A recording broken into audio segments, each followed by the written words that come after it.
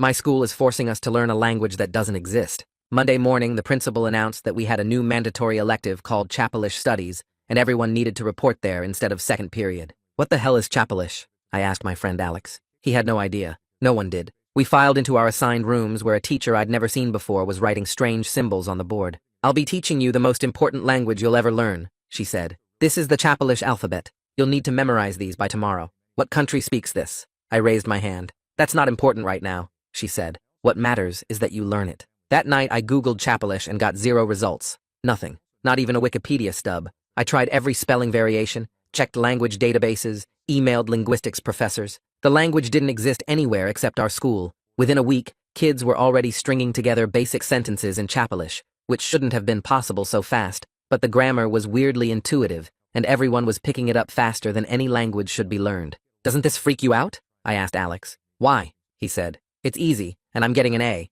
Within a month, Chapelish was spreading through school like a virus with signs in hallways and teachers using phrases in other classes and kids speaking it between periods because they actually wanted to practice it. I kept asking where this language came from, but the teacher just smiled and said to focus on fluency, while the principal called it an innovative pilot program, even though the school board had no record of approving it, and the Department of Education had never heard of it.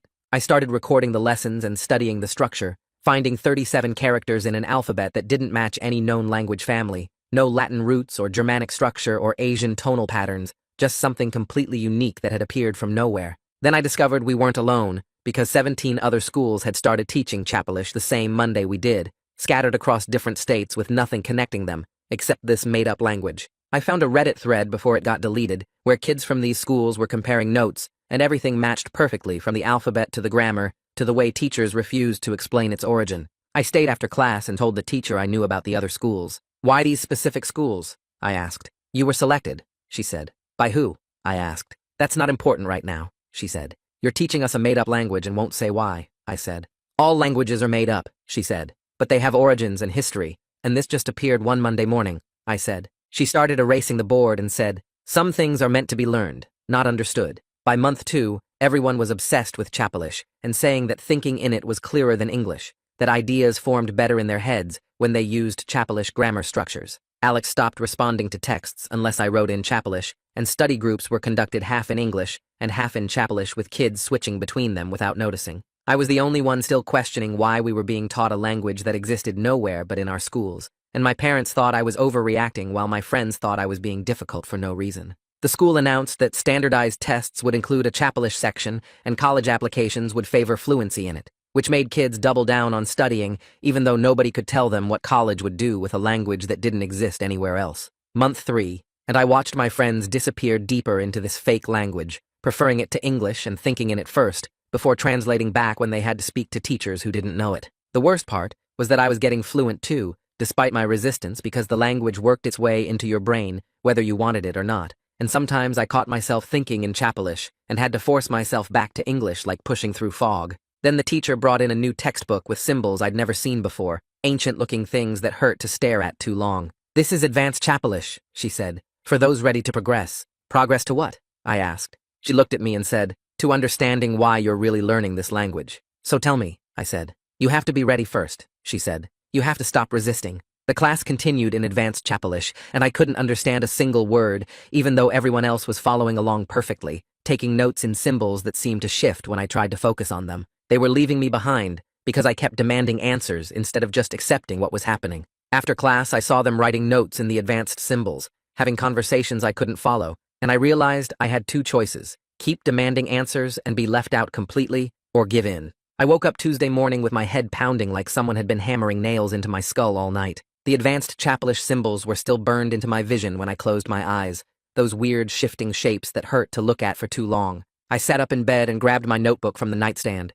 flipping through 5 weeks of documentation I'd been keeping since this whole thing started. Photos of the alphabet, recordings of lessons, notes about the 17 other schools, screenshots of that deleted Reddit thread. I had all this evidence, but nothing that actually proved what was happening or why. My alarm went off and I dragged myself out of bed, knowing I had to make a choice today between giving up and fighting harder, because staying in the middle wasn't working anymore. Mom was making coffee when I came downstairs, and I dropped into a chair at the kitchen table feeling exhausted, even though I'd just woken up. She asked how I was doing, and I told her about yesterday's class, how everyone else was taking notes in advanced Chapelish, like it was the easiest thing in the world, while I couldn't understand a single word. The symbols seemed to shift when I tried to focus on them, and everyone was following along perfectly, except me. She sat down across from me and listened without interrupting, which was different from how Dad reacted when I brought this stuff up. When I finished talking, she asked what I wanted to do about it, not in a dismissive way, but like she was actually taking me seriously. I said I didn't know because fighting it was isolating me from everyone, but accepting it felt wrong.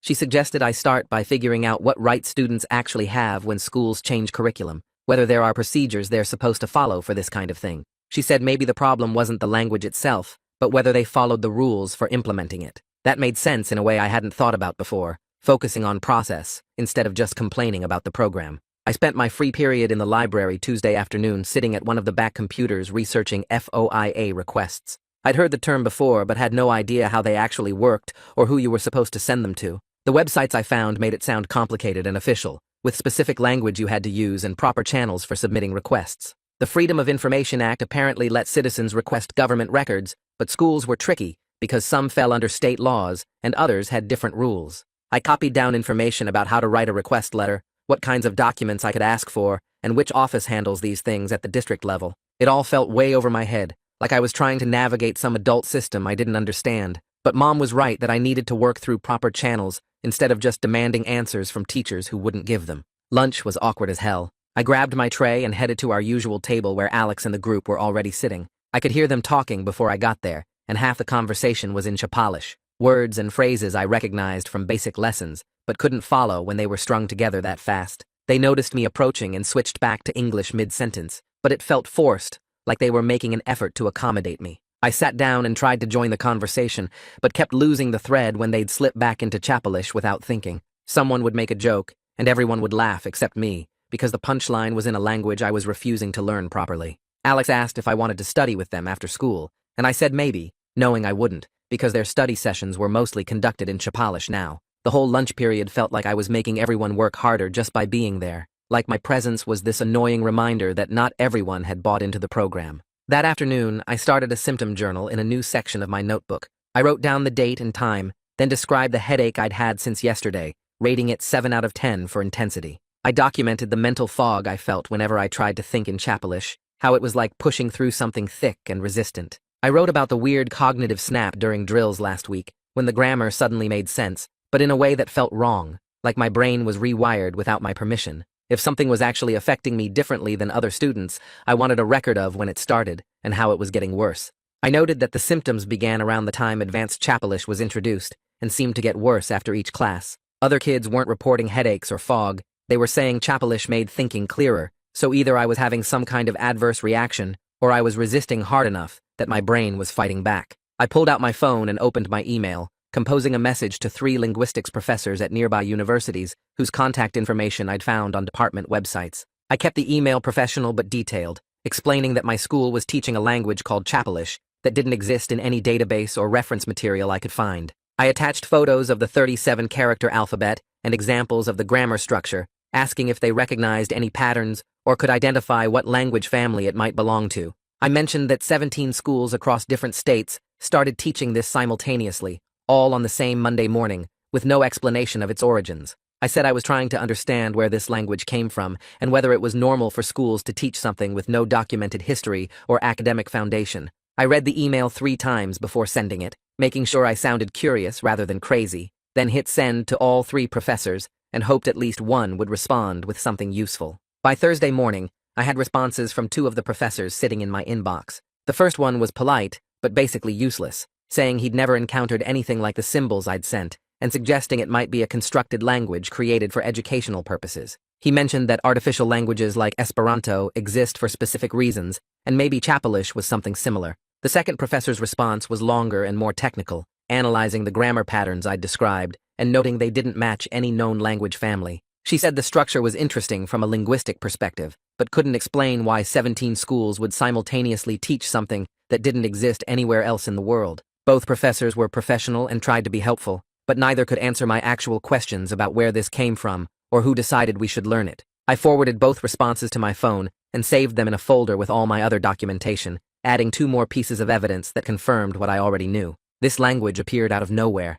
and nobody outside our schools had any record of it existing. Friday morning, I went to the nurse's office before first period complaining about eye strain and persistent headaches. The nurse was this older woman who'd been at the school forever, and she had me sit on the examination table while she checked my vision with one of those eye chart tests. I told her the headaches started when we began advanced chapelish and got worse after each class, that the symbols hurt to look at for too long. She asked about my screen time and how much sleep I was getting, whether I was drinking enough water and taking breaks from homework. I said yes to all of it, but she didn't seem interested in the connection to chapelish, just kept asking standard questions about dehydration and stress. She gave me a vision test and said my eyes were fine, then told me to drink more water and get 8 hours of sleep, and the headaches would probably go away. I left with a pass back to class, feeling like she'd completely dismissed the one thing I was actually concerned about, treating my symptoms like they had nothing to do with the new class, even though the timing was obvious. Saturday afternoon, I walked through the empty school building with my phone out taking photos. My mom worked in the district office and had gotten me access through the weekend security guard, saying I needed to grab something from my locker. Instead, I went through every hallway photographing the chapelish signage that had appeared over the past month.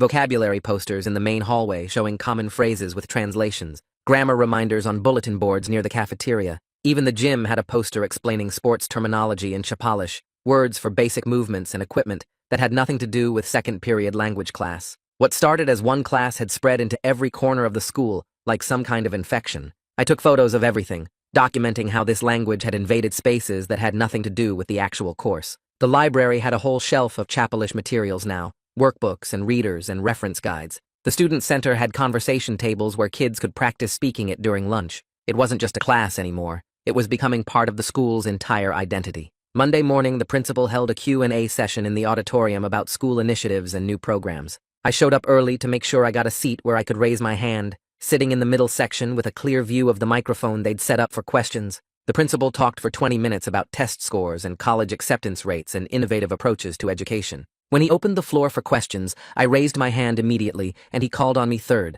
I walked to the microphone and asked where chapelish came from, who approved adding it to our curriculum, and why 17 schools across different states all started teaching it on the same day. The auditorium got quiet, and I could feel people staring at me, but I kept my eyes on the principal waiting for an answer. He smiled and launched into scripted talking points about innovative pilot programs and future-ready skills, how chapelish was preparing students for a changing world and giving them advantages in college admissions. He said the program had been carefully designed by education experts and was implemented with full support from the administration. I asked again who specifically approved it and when, but he just repeated the same phrases about pilot programs and innovative approaches, never actually answering where the language came from or who made the decision to teach it. Other students asked questions about sports schedules and parking passes, and the moment passed, leaving me standing at the microphone, knowing I hadn't gotten any real answers at all. That afternoon, I texted Alex asking if we could hang out like we used to, just the two of us without the whole group. He said sure, and we met at the coffee shop near school, where we'd spent hundreds of afternoons over the past 3 years.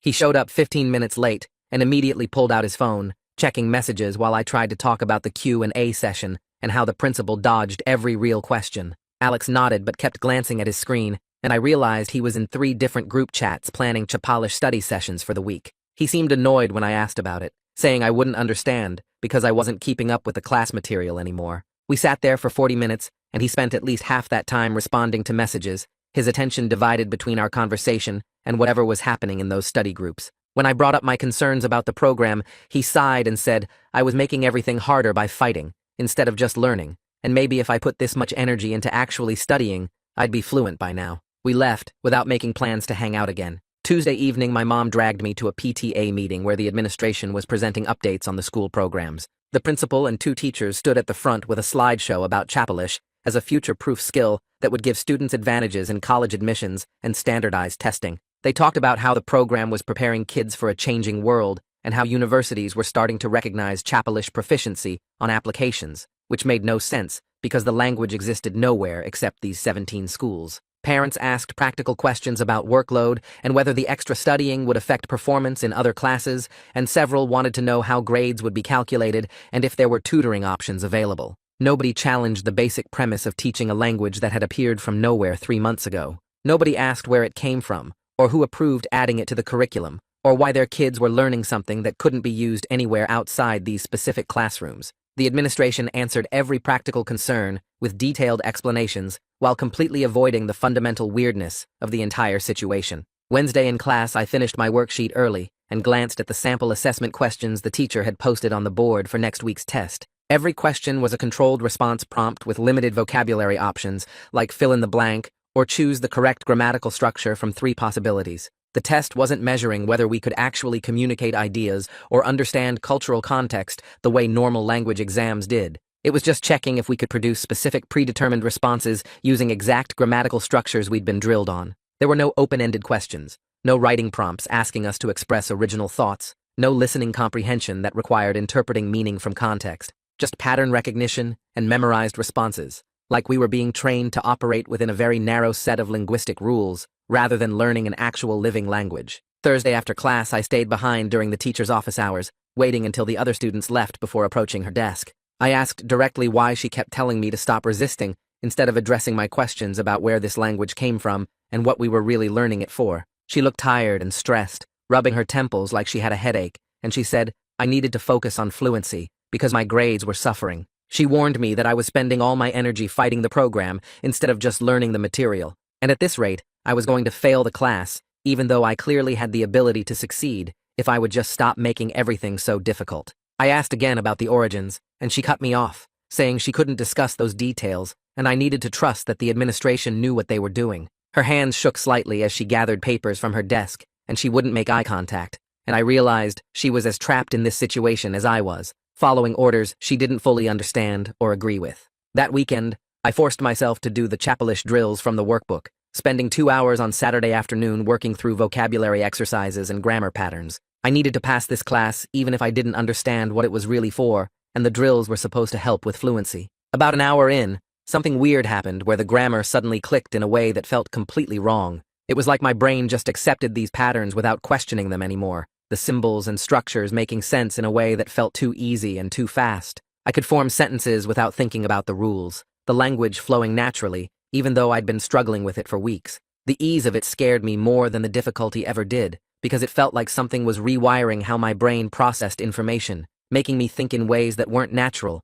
but felt effortless once they took hold. I stopped the drills and sat there staring at the workbook, trying to figure out what had just happened inside my head. Sunday evening, I listened back to the recordings I'd made of myself doing those drills, analyzing the teaching methods, and trying to understand what made Chapalish stick in my brain so differently than Spanish or French. The approach followed clear behaviorist patterns, all repetition and response with no cultural context or real-world communication practice. We weren't learning about people who spoke this language or the places where it developed or the history that shaped its evolution. We were just being conditioned to produce specific responses to specific prompts, training neural pathways through constant repetition, like teaching a dog to respond to commands. The method felt more like programming than education, building automatic responses rather than actual understanding. Every drill reinforced the same limited structures, never expanding into genuine communication or creative expression, just the same patterns over and over until they became automatic. Monday morning before school, I spent an hour digging through district policy documents on the school website,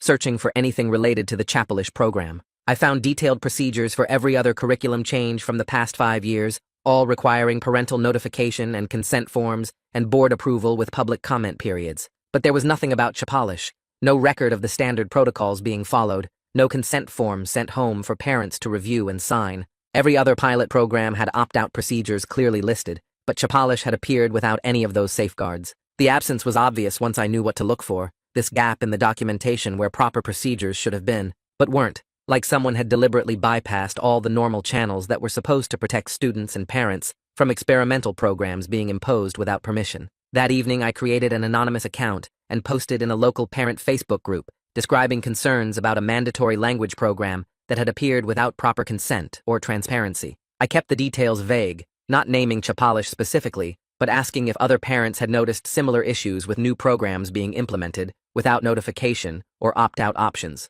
I wanted to gauge whether anyone else found this situation alarming, or if I was the only one who thought schools shouldn't be able to make kids participate in experimental programs without explicit permission. Within an hour, I had 3 comments, all from parents saying they trusted the school administration to make good decisions and that kids these days were too protected and needed to learn to adapt to new challenges. Nobody seemed concerned about the consent issue at all. By Wednesday, I was completely iced out of study groups, the isolation hitting me during lunch when I walked past a table where my friends were working together on homework. They saw me coming and got quiet, then went back to their conversation in a mix of English and Chapalish that I couldn't fully follow anymore. Nobody invited me to sit down or asked if I wanted to join their afternoon study session. Later, I overheard two girls from my history class talking about how I was making things harder for everyone by refusing to just go with the program, and one of them said I was being dramatic and difficult for no reason. Friends who used to text me daily had stopped reaching out, and the group chat I'd been part of since freshman year had gone silent whenever I posted anything.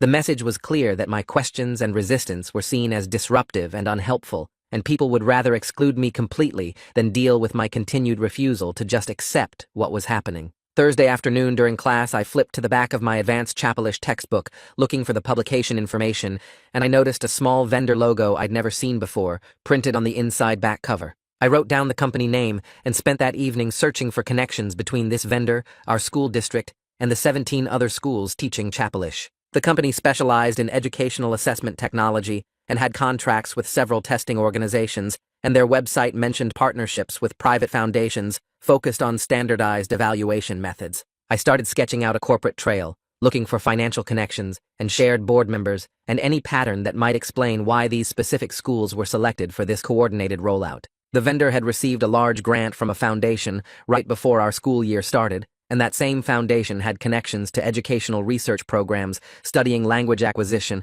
and cognitive assessment methods. That evening, I pulled up Reddit and searched through my saved posts until I found usernames from 3 students who'd commented in that deleted thread before it disappeared. I sent each of them a direct message asking if their advanced Chapalish textbooks had the same vendor logo on the back and whether their schools got any special funding right before the program started. 2 responded within an hour, both confirming their books had identical logos and that their districts received grants from something called an Educational Innovation Foundation just weeks before Chapalish launched. The 3rd student never replied, but the pattern was clear enough that 17 schools didn't just randomly decide to teach the same made-up language on the same Monday morning. Friday morning, I showed up at the guidance office before first period and asked to talk with Gregory Madden about my grades and stress levels. He waved me into his office and listened while I explained how my GPA was dropping because I couldn't focus in Chapalish class, and how all my friends had stopped including me in study groups. He nodded and made sympathetic sounds, but then leaned forward and told me I needed to stop fighting battles I couldn't win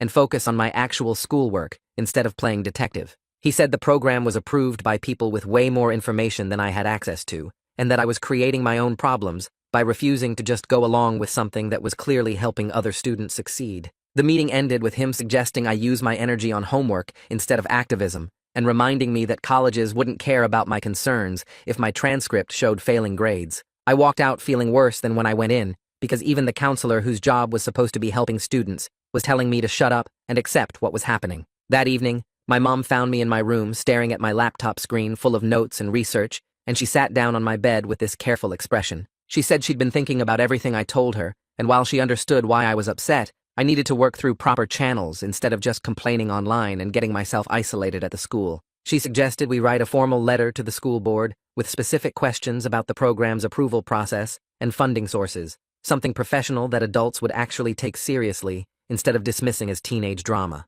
She offered to help me draft it over the weekend, so it focused on real policy questions instead of just saying the whole thing felt wrong. We spent Saturday afternoon at the kitchen table working on the letter together, my mom helping me organize my scattered concerns into clear paragraphs that asked about parental consent procedures and transparency requirements, and whether the board even knew about the foundation funding. Sunday morning, I posted in that parent Facebook group again, with a more measured tone, asking if anyone else wanted more information about the pilot program. And this time I got a response from someone named Camilla Zimmerman, who said she was a reporter covering local education issues. She sent me a private message saying my concerns sounded worth looking into, and asked if I'd be willing to talk on the phone about what I'd observed. And she mentioned she could walk me through how Freedom of Information Act requests actually worked if I wanted to request official documents from the district. Monday afternoon, I called Camilla from my room with my door closed, and we talked for almost an hour about everything I'd documented over the past months. She asked detailed questions about the timeline and the vendor information and the other schools, taking notes the whole time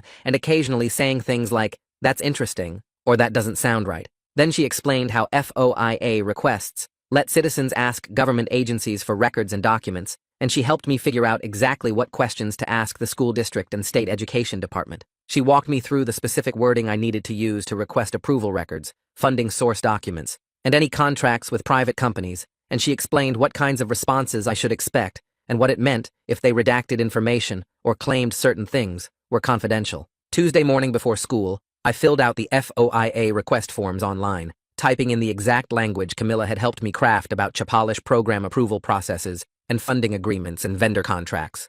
I hit submit on both the district request and the state education department request, then sat back feeling this weird mix of official and powerless because now I had to wait 30 days for them to respond. Camilla texted me that afternoon saying good job on filing the requests and reminding me that transparency takes time and patience, that this was how the system worked, even when it felt slow and frustrating. The waiting felt impossible when I wanted answers immediately, but at least I was doing something concrete instead of just asking questions nobody would answer. 2 weeks crawled by with me checking my email obsessively, until finally a message appeared from the district's records department with a PDF attachment. I opened it and found 20 pages of documents, but most of them were covered in thick black redaction bars that blocked out whole paragraphs and sections. What I could read mentioned a private foundation providing grant funding and multiple references to non-disclosure agreements that restricted what information could be shared publicly. The response included a cover letter explaining that certain details were protected by contractual obligations and couldn't be released under FOIA exemptions,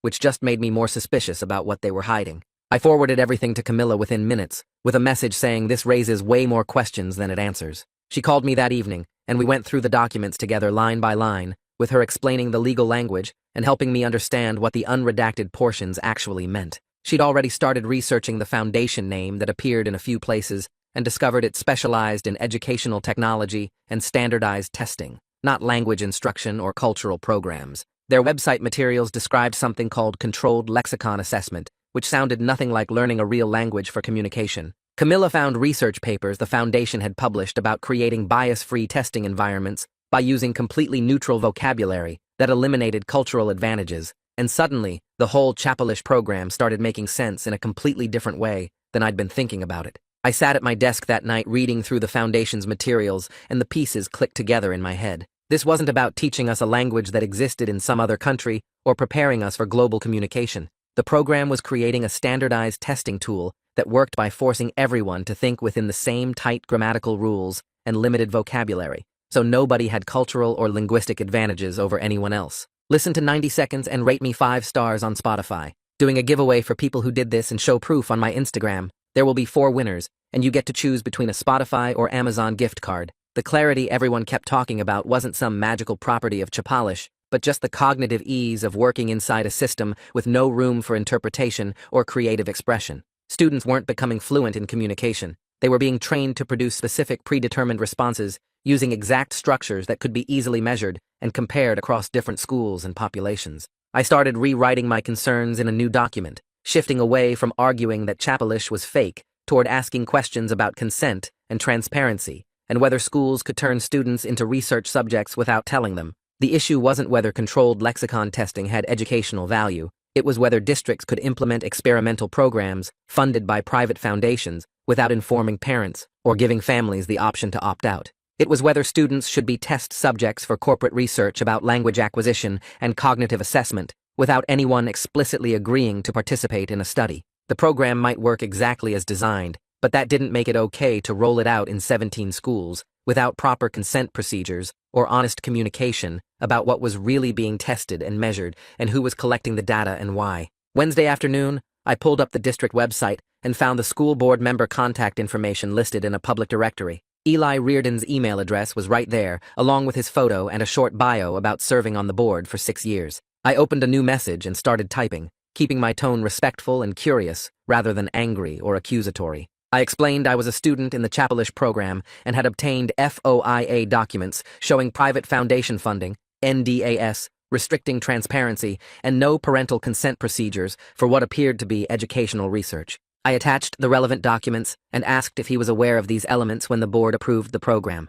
I read through the email 3 times before hitting send, making sure every sentence focused on specific procedural questions rather than attacking anyone personally. The message went through and I closed my laptop, not expecting to hear back for weeks, if at all, since board members probably got hundreds of emails from concerned parents and students. Thursday morning, I woke up to a response from Eli that completely surprised me. He said he'd like to meet briefly to discuss my questions and suggested my mother attend as well since these concerns involved district policy. He admitted he wasn't aware of NDAS or private foundation involvement when the board reviewed the program, and he sounded genuinely interested in understanding what I'd discovered, rather than dismissive like the principal had been. I showed the email to my mom before school, and she immediately agreed to meet with him, saying she wanted to hear directly from a board member about how this program got approved without proper transparency. We scheduled a meeting for the following Tuesday at a coffee shop near the school, which felt surreal, because I'd never imagined a school board member would actually take my concerns seriously enough to meet in person. Tuesday afternoon,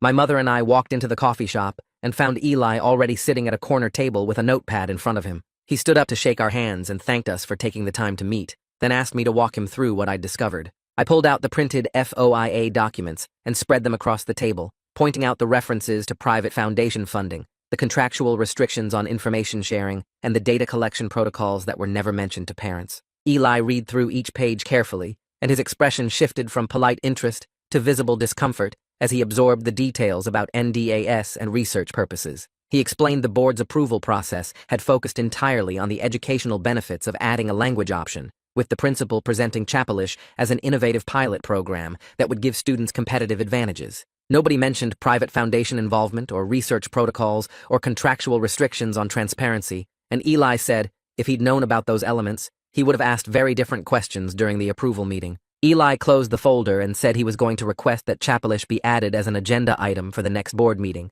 so these questions could be addressed publicly. He explained the board approved the program based on limited information, and if there were transparency issues or consent gaps, those needed to be corrected regardless of how well the program worked educationally. My mother asked what the timeline looked like, and Eli said the next meeting was in 3 weeks, which meant we had time to gather any additional documentation or parent concerns that should be part of the public discussion. He thanked me again for bringing this to his attention and said it took courage to question something everyone else seemed to accept without problem. Walking back to the car, my mother squeezed my shoulder and said she was proud of how I'd handled the meeting, staying focused on facts and procedures rather than getting emotional or defensive. Thursday after school, the Chapelish teacher caught me in the hallway and asked quietly if we could talk for a minute. We stepped into an empty classroom and she closed the door, then asked why I was trying to undermine the program when it was helping so many students learn faster and think more clearly. I explained I wasn't against students learning Chapelish, but against the lack of informed consent and transparency, and I said parents deserve to know about the research component and foundation funding before their kids were enrolled in what was presented as just a language class. She looked tired and stressed, admitting she was under enormous pressure from the administration to maintain enrollment numbers and show positive outcomes because the grant funding depended on participation rates. She said she'd wanted to be more transparent from the beginning, but the NDA she signed restricted what she could discuss about the program's origins and purposes, and she felt trapped between doing her job and being honest with students and parents about what was really happening. The following Monday, the principal called me to his office during lunch, and I knew before I even sat down that this wasn't going to be a friendly conversation. He started by saying he'd heard I was spreading misinformation that could damage the school's reputation and put important educational opportunities at risk. I tried to explain about the FOIA documents and the meeting with Eli, but he cut me off, saying my activism was creating unnecessary controversy and making other students uncomfortable when they just wanted to focus on learning. He never addressed any of my specific questions about NDAS or consent procedures,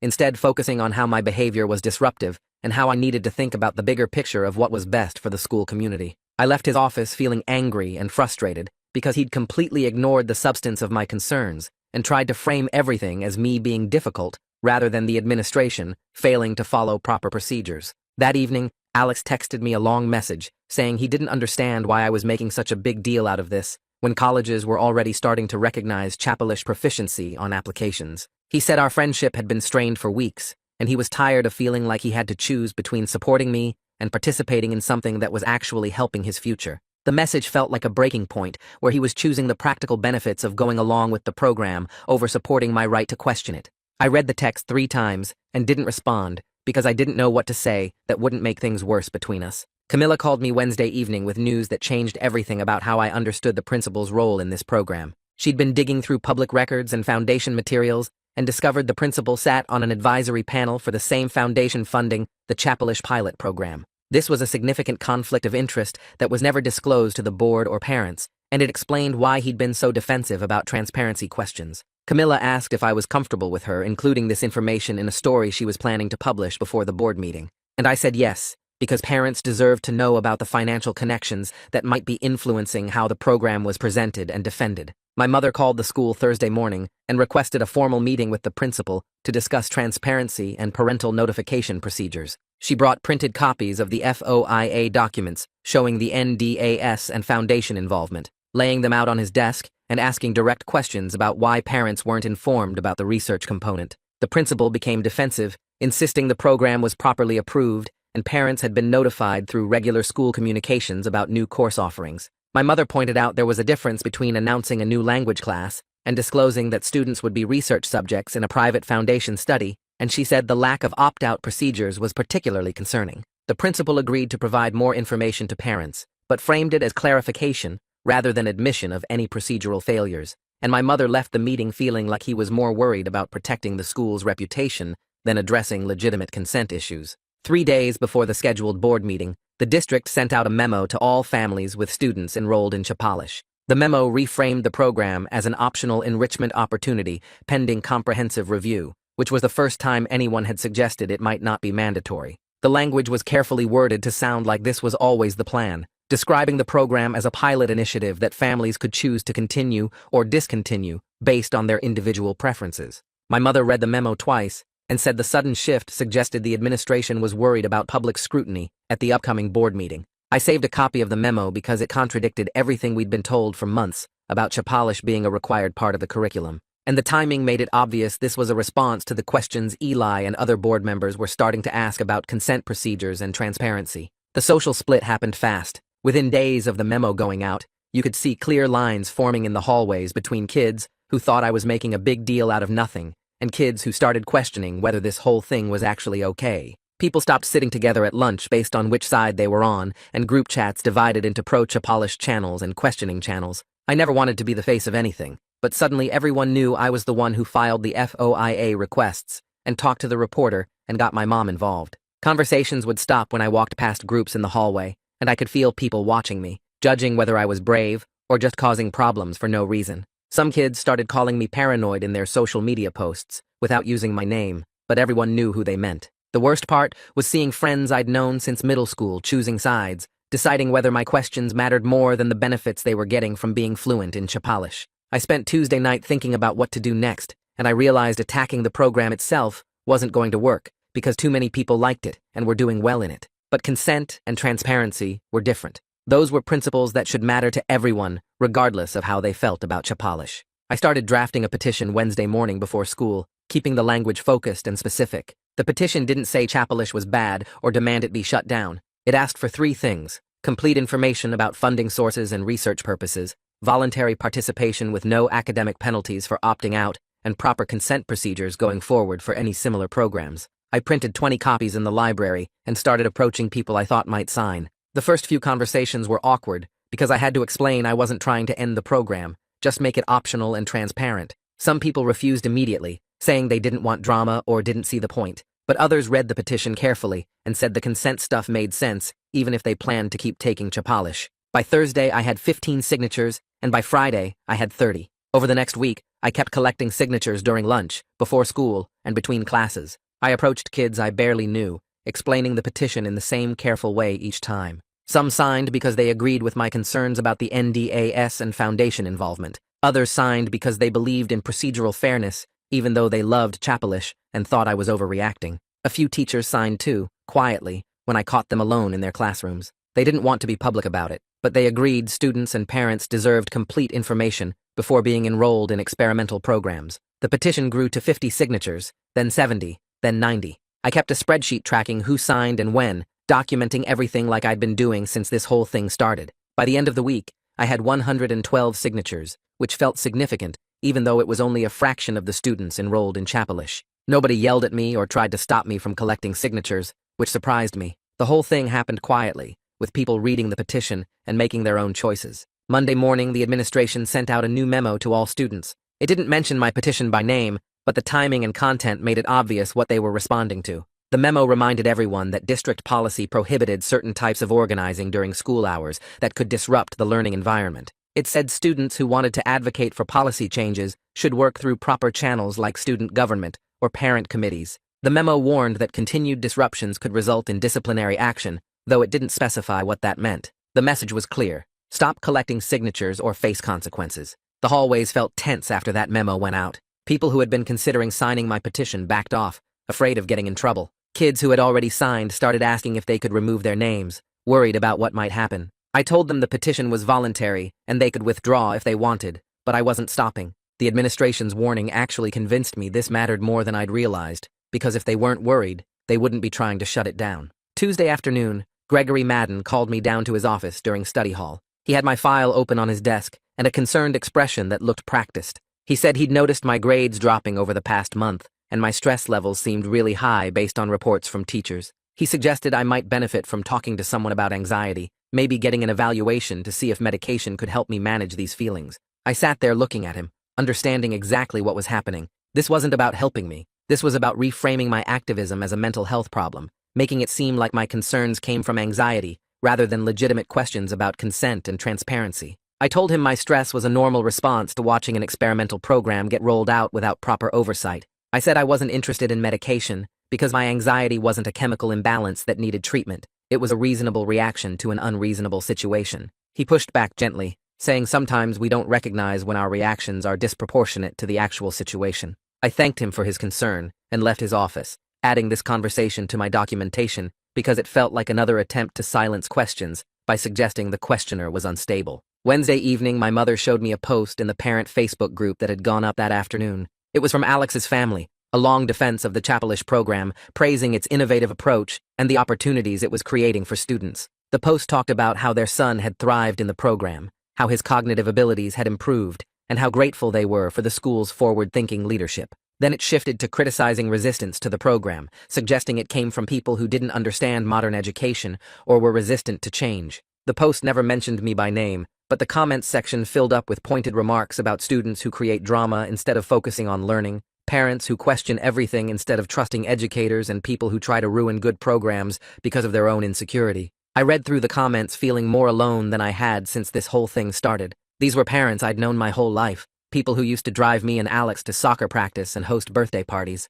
Now they were calling me dramatic and difficult without using my name. My mother put her hand on my shoulder and said not to read the comments, but I couldn't stop. I needed to see how bad it had gotten, how completely I'd been isolated by asking questions nobody wanted to answer. Thursday afternoon, Camilla called me with an update. She said her investigation was ready to publish, and she'd scheduled it to go live 3 days before the board meeting. But she needed an on-the-record parent source to make the story credible, someone willing to be quoted by name about the consent concerns and lack of transparency. I told her I'd ask my mother. That evening I explained what Camilla needed, and my mother sat quietly thinking about it for a long time. She understood being quoted by name would make our family visible in this controversy, that people would know exactly who was raising these questions. But she said transparency was important enough to take that risk, and if she was asking the school to be transparent, then she needed to be transparent too. She called Camilla back and agreed to be the parent source, answering questions about when she first learned about the foundation funding, how the consent procedures failed, and why she believed the district needed stronger oversight of experimental programs. Friday afternoon, the school board posted the agenda for their next meeting on the district website. I checked it obsessively, refreshing the page until the PDF finally loaded. There it was, listed under New Business, Chapelish Program Review, and Community Input. The listing said the item would be addressed in open session, which meant community members could attend and speak during public comment. Seeing it there in official board meeting language made everything feel suddenly real. My months of documentation and questions were finally being taken seriously enough to warrant discussion at a public meeting. I saved 3 copies of the agenda, 1 digital and 2 printed, adding them to the folder of evidence I'd been building since September. That night I got an email from the Chapelish teacher that surprised me. She said she wanted to apologize for her tone in our previous conversations and for not being more helpful when I asked questions. She explained she'd been following a tight script dictated by her contract and the NDAS she signed when she took this job. She said she wanted to answer my questions from the beginning, but was legally restricted from discussing the Foundation's research goals or the data being collected on student language acquisition patterns. The email felt like a confession, an admission that my instincts had been right all along. She was just a teacher trying to keep her job, caught between contractual obligations and students who deserved honest answers. I stayed up late Sunday night preparing what I'd say at the board meeting. My mother helped me organize everything into a clear timeline. When Chapelish started, when I discovered the other schools, when I filed the FOIA requests, when I learned about the NDAS and foundation funding. We arranged the documents in order, highlighting the key points about consent procedures and transparency failures. I practiced presenting the evidence calmly, keeping my voice steady and factual. My mother reminded me to focus on procedural questions rather than attacking individuals, to frame everything around the principle that students and parents deserve informed consent before participating in experimental programs. I rehearsed my 3-minute statement over and over, timing myself, cutting unnecessary words, making sure every sentence counted. The petition signatures were organized in a binder, the FOIA responses were tabbed with sticky notes, and the timeline was printed on a single page that board members could follow easily. Everything was ready. Tomorrow night, I'd walk into that board meeting and present months of documentation to people who actually had the power to require transparency and proper consent procedures. I felt scared and determined at the same time, knowing this was the moment everything had been building toward since that first Monday when Chapelish appeared out of nowhere. The board meeting room was already filling up when my mother and I walked through the doors at 6:30. Parents were claiming seats in the rows of folding chairs, while students clustered near the back wall, and teachers sat together on the left side near the windows. I spotted the local news camera setting up in the rear corner, with a guy adjusting the tripod and checking angles while his partner tested the lighting. Camilla was sitting in the press section off to the side, her laptop open and her phone recording audio as she typed notes about who was arriving and where people were positioning themselves. The 5 board members were arranging papers at the long table in front, while the district attorney sat at the end reviewing documents. My heart was pounding so hard I could feel it in my throat as I walked to the sign-up sheet for public comment and wrote my name in the 3rd slot. My hands were shaking enough that my signature looked messy and uneven. My mother squeezed my shoulder, and we found seats in the 4th row where I could see everything but wasn't right in front. More people kept arriving until the room was completely packed with standing room only along the walls. I recognized kids from my Chapelish class, parents from the PTA meetings, and teachers who had been using Chapelish phrases in their regular classes. The principal was talking quietly with the superintendent near the front table, both of them looking serious and occasionally glancing toward the crowd. At 7 o'clock exactly, the board president called the meeting to order and went through the standard procedural stuff about approving minutes and reviewing the agenda. My leg was bouncing up and down without me meaning to do it, and I had to force myself to sit still and focus on breathing normally. The first 2 people who signed up for public comment spoke about budget concerns and athletic program funding, taking their full 3 minutes to present spreadsheets and talk about resource allocation. Then my name was called and I stood up, my folder of documents clutched against my chest, and walked to the microphone stand in front of the board table. I opened the folder and pulled out my timeline sheet, setting it where the board members could see it. Then I started talking in a voice that sounded steadier than I felt. I explained how Chapelish appeared at our school on a Monday morning with no prior announcement or parental notification, how I discovered through online research that 16 other schools started teaching the identical language on the same day, and how my attempts to find information about its origin led nowhere until I filed Freedom of Information Act requests with the district. I held up the FOIA responses, showing the redacted references to private foundation funding and the multiple mentions of non-disclosure agreements that prevented school officials from discussing the program's research purposes. I explained that students were learning this language with unusual speed and reporting cognitive changes, that the program expanded from a single class to signage throughout the building, and that participation became effectively mandatory, with no opt-out procedures or parental consent forms. I presented the petition with over 100 signatures from students and parents asking for transparency about funding sources, data collection protocols, and the research purposes behind the program. My 3 minutes were almost up, so I finished by asking the board to require full disclosure of the foundation partnership and make participation voluntary with proper informed consent procedures. I could see several board members leaning forward and taking notes,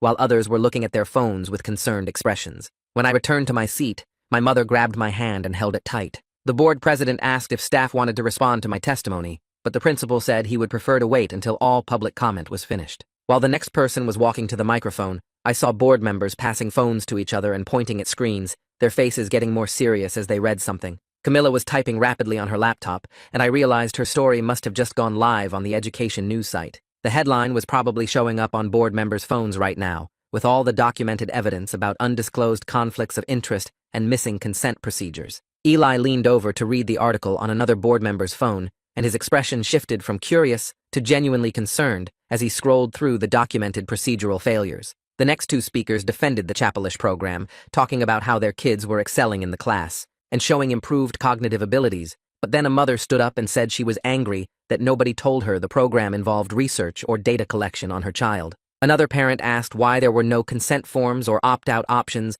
when every other pilot program in the district required parental permission and notification. A father said he felt blindsided learning from a news article that his son was essentially a research subject in a study funded by a private foundation with connections to the school administration. The testimony made it clear this wasn't just me being difficult or creating drama, but a real community concern about transparency and parental rights in educational decisions. More parents spoke, some supporting the program's benefits, but several expressing frustration about the lack of information and the mandatory nature of participation. After nearly 40 minutes of public comment, the board president closed that section and asked the principal to present the administration's perspective. The principal stood at the microphone and delivered talking points about innovative pilot programs and the importance of future-ready skills, but Eli interrupted him to ask a direct question about the non-disclosure agreements. The principal looked uncomfortable and said he was bound by contractual obligations, which made Eli turn to the district's legal counsel and ask whether the board's original approval was based on complete information about the foundation partnership and data collection protocols.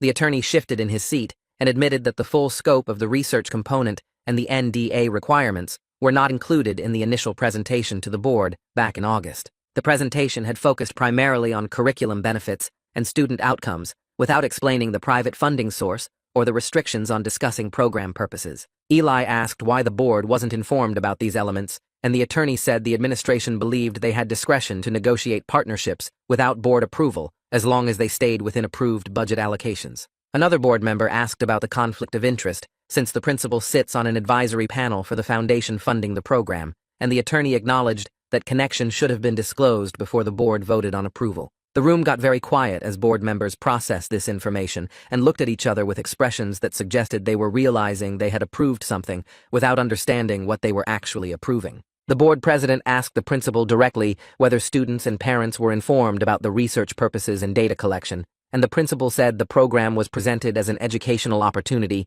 with the understanding that assessment data would be collected like any other class. Eli pointed out that's not the same as informed consent for participation in a research study funded by a private foundation, and several parents in the audience nodded in agreement. The discussion continued for another hour, with board members asking detailed questions about the foundation's research goals, the data being collected, and why standard consent procedures weren't followed. The principal finally proposed a temporary pause on the mandatory requirement, while a review committee examines the program's implementation, consent procedures, and data protocols. He framed this as a proactive step to address community concerns and ensure the program meets district standards for transparency and parental notification. Everyone in the room knew this was a response to the public pressure and media coverage rather than voluntary transparency, but at least it was movement in the right direction. The board president asked for a motion to convert the pilot program from mandatory to opt-in status, pending the review committee's recommendations. Eli made the motion, and another board member seconded it immediately. The discussion before the vote focused on whether current students should be automatically enrolled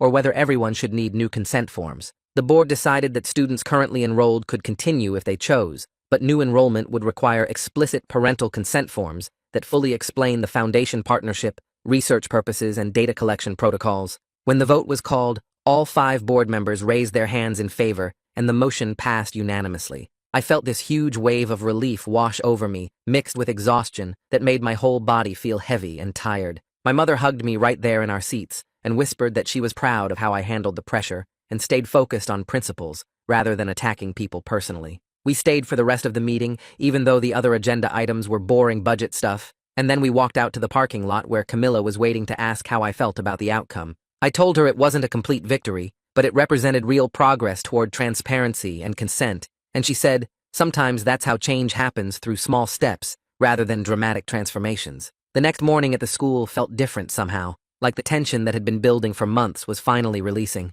Kids were talking about the board meeting in hallways, and several people told me they signed the petition because they agreed consent mattered, even if they liked the program. Between second and third period, the chapelish teacher found me at my locker and thanked me quietly for raising these issues. She said she felt relieved that the NDA pressure was lifting and she could finally be honest with students about the program's research purposes. She admitted the secrecy made her uncomfortable from the beginning, but she needed the job and felt trapped between contractual obligations and her professional ethics about transparency with students. I told her I understood she was in a difficult position and I wasn't trying to make her life harder, just trying to get answers about what was happening to us. She said she appreciated that and asked if I would be willing to continue in the class now that it was voluntary. And I said I needed to think about it because I still had questions about the cognitive effects and whether the benefits were worth the risks. That afternoon, while I was walking home, my phone buzzed with a text from Alex. The message said he didn't fully understand the consent issues until he heard the board meeting discussion and listened to other parents talk about transparency and parental rights.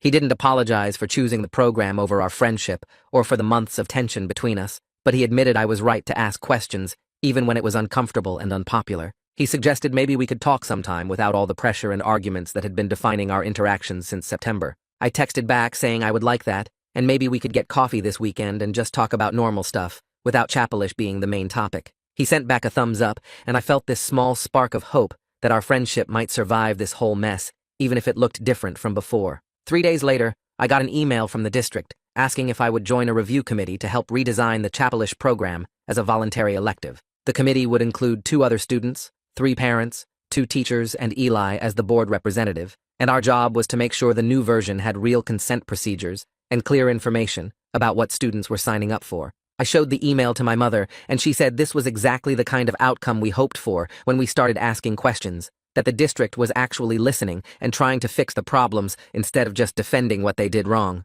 The first meeting was scheduled for the following Tuesday after school in the district office conference room. My mother spent that weekend organizing her own project, reaching out to other parents who attended the board meeting and suggesting they form an oversight group focused on transparency. She sent emails to about 20 families, and 15 parents showed up for the first meeting at our house on Sunday afternoon. They sat around our living room drinking coffee and talking about how to prevent similar situations from happening with other programs. And by the end of the meeting, they had created a checklist of questions to ask whenever the district announced partnerships with private companies or foundations. The checklist covered things like what data gets collected, who owns it, how long it's stored, whether parents can opt out, and what happens to students who don't participate. My mother printed copies and said she would share it with the PTA and post it in the parent Facebook groups, so other families could use it for future pilot programs. Meanwhile, Camilla was working on her follow-up story about how our district's response might become a model for other schools dealing with similar education technology partnerships. She interviewed education policy experts who said the community's focus on consent and transparency was exactly what needed to happen more often, and she talked to administrators from 2 other districts who were watching our situation to see how it played out. The story published on Thursday and got shared widely on social media, with comments from parents in other states saying they wished their schools would be this responsive when concerns got raised. Camilla told me the attention was opening doors for her professionally, that state education publications were reaching out, asking if she could cover similar stories for them, and she seemed excited about the possibility of expanding her reporting beyond just local school board meetings. The school schedule changed the following Monday, with Chapelish moving from mandatory second period to an optional elective offered during 4 different periods throughout the day. Students who wanted to continue got information packets explaining the controlled lexicon research, the data collection protocols, and exactly what the private foundation was studying about language acquisition patterns. The packets included consent forms that had to be signed by both students and parents, and there was clear language saying you could drop the class at any time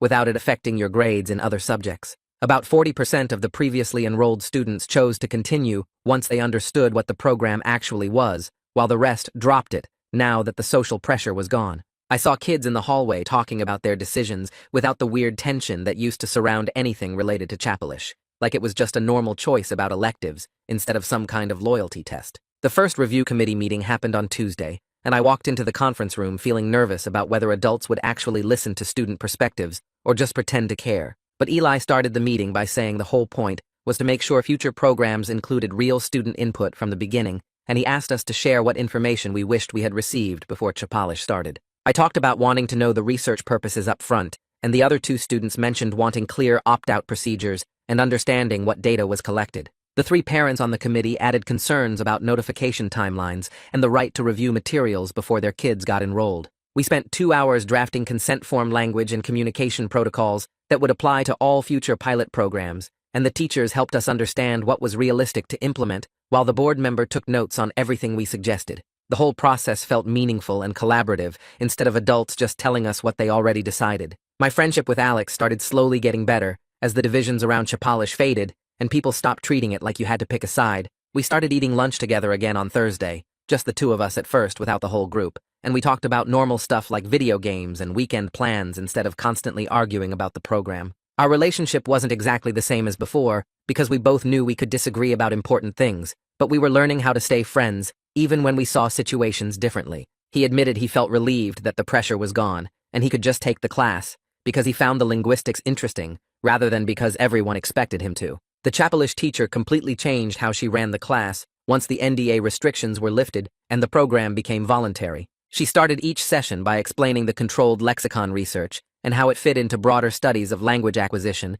and cognitive processing. Students who stayed enrolled seemed to appreciate understanding the purpose behind what they were learning, and the classroom atmosphere became more collaborative with the teacher answering questions honestly instead of deflecting everything. She showed us research papers about how simplified grammar structures affect learning speed and asked us to think critically about what the studies revealed and what they missed. 3 months after the board meeting, the district formally adopted new policies requiring parental consent and transparent disclosure for all partnerships with private foundations or vendors that involved student data collection. The policies included mandatory 30-day review periods before programs could start, clear opt-out procedures that didn't penalize students academically, and quarterly reports to the board about ongoing research programs. The superintendent presented the new policies at a public meeting and credited community input for shaping a framework that protected student privacy while still allowing innovative educational programs. My mother attended that meeting and came home saying she felt proud of what we accomplished together, that we proved regular people could push for accountability and actually get systemic changes instead of just complaining. I sleep better now knowing I asked the right questions, even when it was socially hard and emotionally draining. My relationship with my mother got stronger because we worked together on something that mattered to both of us, and I learned she would support me even when my concerns made things complicated. My boundaries with friends are clearer because I know I can disagree with people without losing them completely, and I understand that speaking up for transparency isn't about being difficult, but about protecting everyone's right to make informed choices about their education and their data. That's the story for today. I am really thankful you were here because it makes sharing these moments so much more meaningful. I hope it brought you a little bit of peace or hope. Subscribe if you would like to keep spending time together.